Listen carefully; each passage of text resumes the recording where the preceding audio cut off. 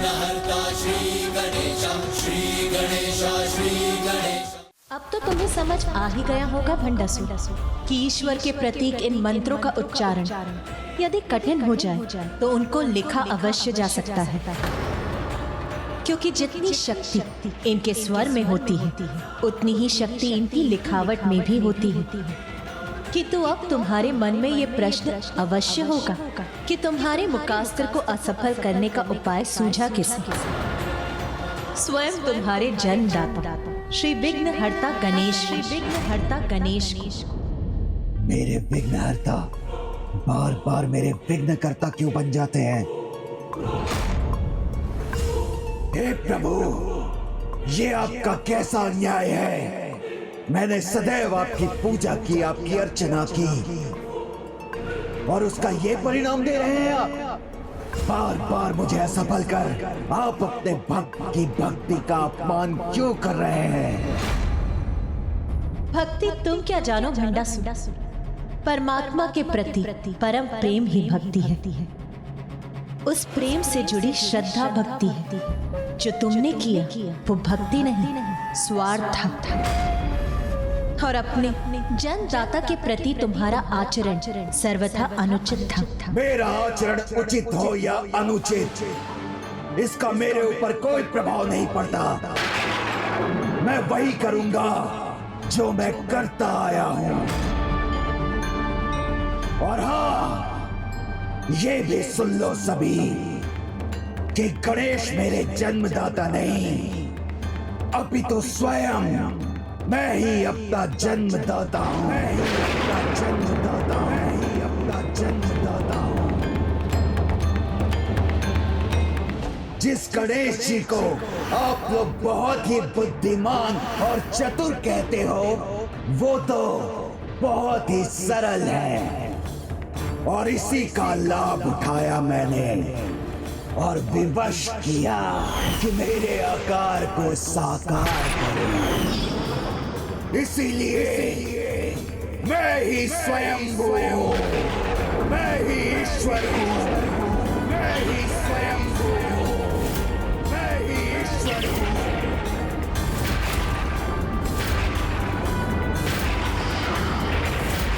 यही नहीं, मैंने अपने जन्म के पश्चात भी अनेकों बार उनका लाभ उठाया है। मोदक के बंधन में बांधकर उन्हें अमरपुर में ही रहने पर विवश कर दिया था मैंने। इतना ही नहीं, जब ये बालिका रश्मि प्रभा को बचाने आए थे, मैंने फिर इनके स्वभाव का लाभ उठाकर इनके सामने से ही रश्मि प्रभा को अपने साथ ले गया। इन वृद्धा के इस अंतिम चरण में तुम प्रभु गणेश जी का आवाहन कर अपने स्थान पर उनसे इन वृद्धा के हाथों खीर खाने का अनुरोध कर सकती हो। इसलिए इन्हें चतुर समझना तुम्हारी बहुत बड़ी भूल है देवी। भंडासुर, बहुत बोल चुके हो तुम। ये मत भूलो कि गणेश बुद्धि और ज्ञान के देवता हैं। ओहो, पुनः वही राग। तो फिर ये बताओ, प्रत्येक बार जब मैंने इनका लाभ उठाया तो गणेश जी ने मुझे रोका क्यों नहीं? यदि वास्तव में ये गणेश जी मुझसे अधिक चतुर हैं, तो स्वीकार करें मेरी चुनौती और मेरे अगले प्रहार को अपनी बुद्धि और चतुराई से रोक कर दिखाएं। कदाचित तुम्हें पराजित होने की अत्यंत शीघ्रता है, इसीलिए गणेश का हस्तक्षेप चाहते हो ना तुम? उचित है, तुम्हारी ये चुनौती स्वीकार है मुझे। तो भंडासुर, अब तुम अपनी संपूर्ण बुद्धि और चतुराई से अपने अस्त्रों का चुनाव करो। मैं तुम्हें वचन देती हूँ कि जब तक तुम्हारे अस्त्र और उसकी शक्ति के तत्व को समझकर स्वयं विघ्नहर्ता गणेश मुझे उसका तोड़ नहीं सुझाते, मैं तुम पर अपने किसी भी अस्त्र का प्रहार नहीं करूंगा। अब ये युद्ध मात्र गणेश की बुद्धि से ही लड़ा जाएगा। गणेश की विफलता मेरी विफलता होगी।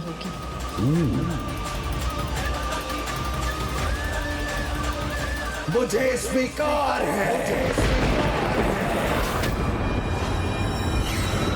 माता ने ये युद्ध की कैसी अवस्था रख दी।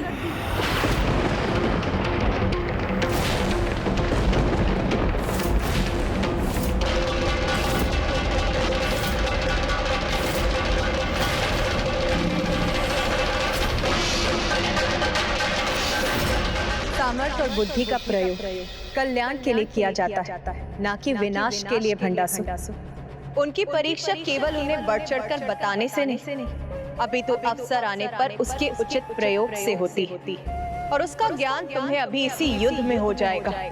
ज्ञात हो जाएगा कि तुम क्या, मैं क्या, और ज्ञात हो जाएगा कि कौन और क्या है प्रथम पूज्य गणेश।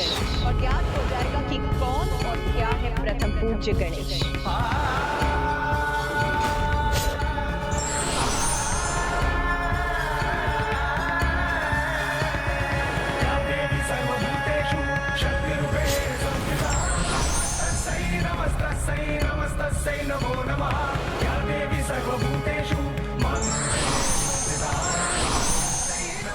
माता ने मुझ पर संपूर्ण सृष्टि की रक्षा का उत्तरदायित्व सौंप दिया।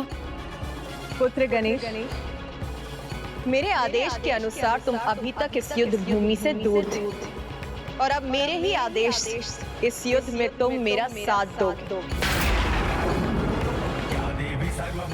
अब हमारी देवी सेना में कोई भी देवी अपना अस्त्र तब तक नहीं उठाएगी जब तक तुम इस दुष्ट के अगले प्रहार का सत्व समझकर हमें उसका तोड़ नहीं बताते। माता, विश्वास और आशीर्वाद प्रत्यक्ष रूप से दिखाई नहीं देने पर भी असंभव को संभव बना देते हैं। मुझ पर जिस विश्वास के साथ आपने इस दुष्ट की चुनौती स्वीकार की है, मैं उस पर खरा उतर सकूं, मुझे इसका आशीर्वाद दीजिए।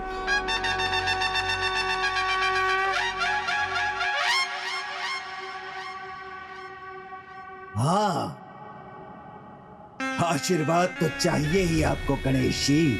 आप भगवान अवश्य हैं, किंतु जिसे आज से पहले ना कोई प्राप्त कर सका और ना ही कोई प्रयोग कर सका, मेरे उस भयंकर और रहस्यमयी अस्त्र का सामना करना है आपको।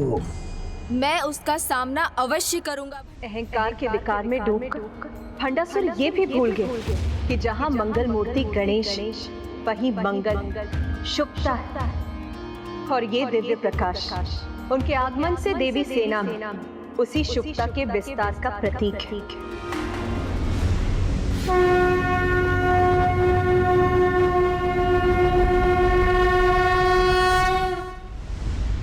पराजय तो उसकी होती है प्रभु जिसे कुछ खोने का भय हो, किंतु मैं तो अपनी विजय के लिए कोई भी मूल्य चुका सकता हूँ, जिसका प्रमाण तो आपको तभी प्राप्त हुआ था जब स्वयं अपने हाथों से अपनी प्रिय पुत्री के प्राण छीने थे मैंने। इस अचूक महासुरी महाअस्त्र के होने के कारण विजय के लिए मुझे इस सेना की कोई आवश्यकता नहीं।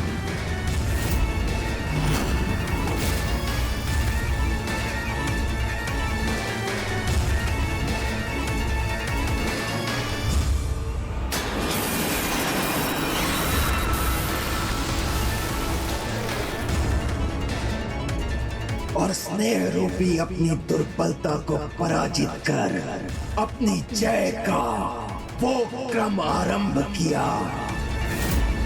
जिसका अंत मेरे सामने खड़ी इस नारी की पराजय से ही होगा।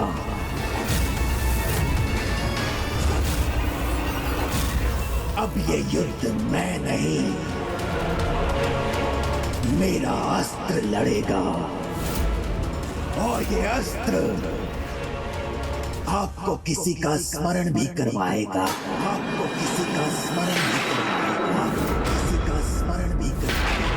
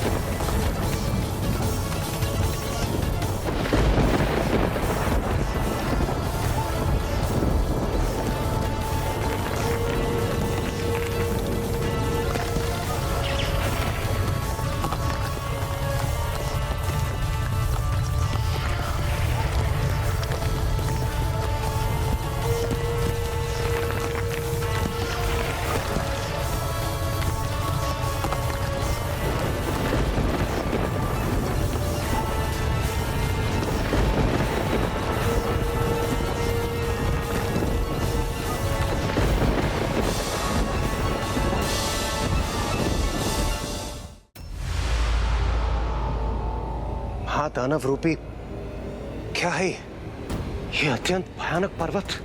भंडासुर इस अंतकारी पर्वत का कैसा भयानक प्रयोग करेगा?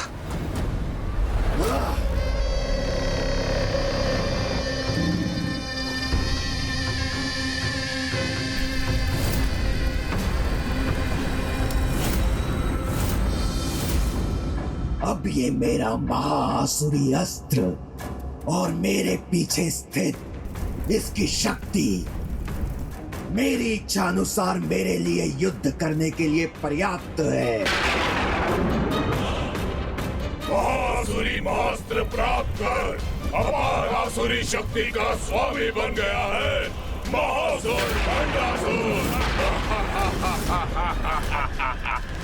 मैं आप सबको पुनः एक अवसर दे रहा हूं, तो विलंब किस बात का प्रमाणित कीजिए कि आप सबका कोई अस्तित्व है। विजय प्राप्ति के बाद मेरे साथ इस सृष्टि पर अनंत काल तक राज करने का अवसर प्राप्त कीजिए। हाँ हम तैयार हैं, हम तैयार हैं, हाँ हम तैयार हैं, हम तैयार हैं, तैयार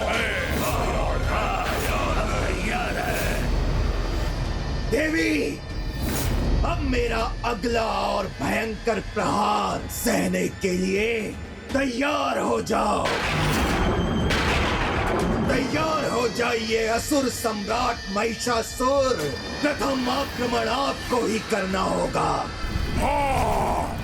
एक नारी ने ही आपका अपमान कर आपका वध किया था ना?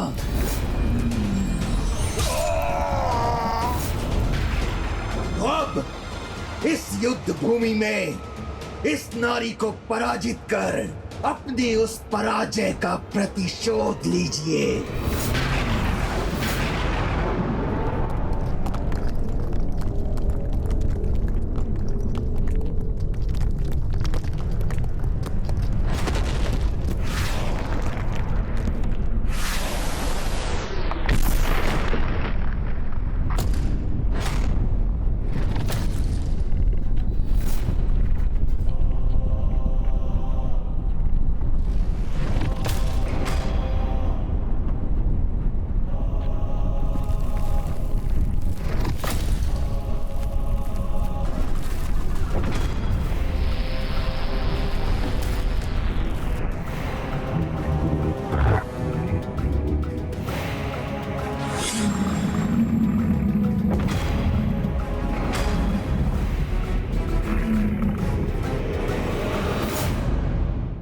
भंडासुर के सभी असुर महायोद्धाओं का तो अंत हो चुका है, तो फिर ये कौन है?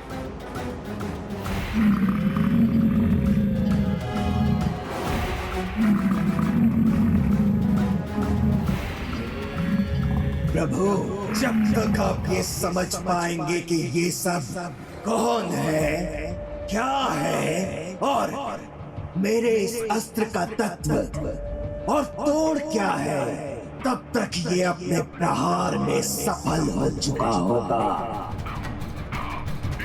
और वैसे भी आप पर तो मेरे अस्त्र का दूसरा ही प्रभाव होगा।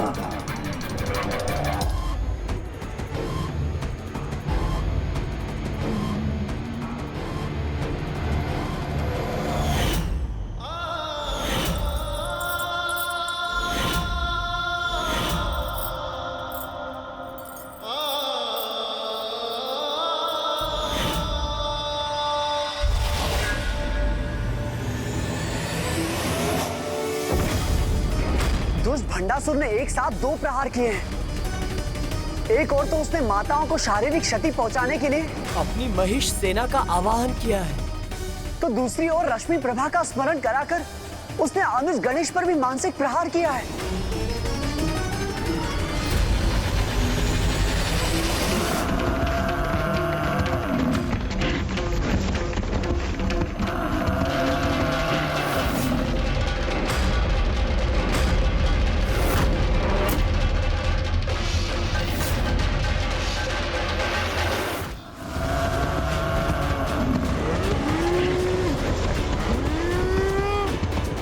कौन हो सकते हैं ये महेश?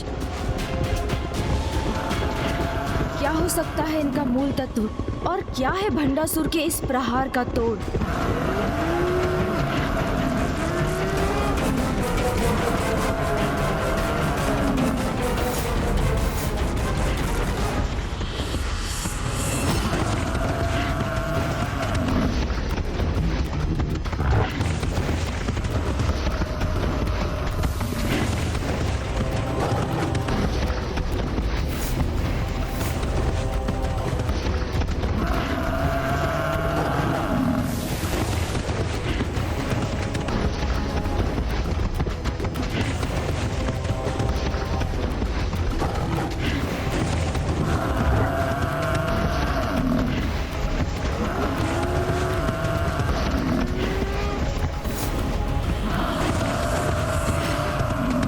मुझे कुछ सोच क्यों नहीं रहा है?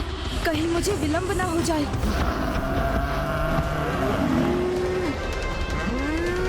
माताएं इस प्रकार कब तक अपनी रक्षा कर सकेंगी? मैं अब तनिक भी विलंब नहीं कर सकता। किंतु ये अस्त्र क्या है? इसका तोड़ क्या है? कुछ समझ नहीं पा रहा हूँ मैं।